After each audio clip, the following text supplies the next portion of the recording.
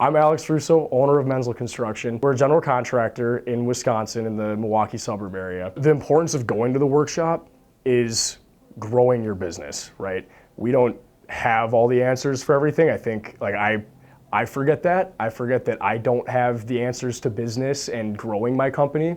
I just have these dreams of growing it. And when I got that call of Fred's gonna be in town and you need to go to this workshop, it kind of felt like a no-brainer, right? I had an opportunity to learn more, so I took that opportunity. And after that point, I'm obviously very happy with my decision. To be honest, the minute he started talking, everything resonated with me.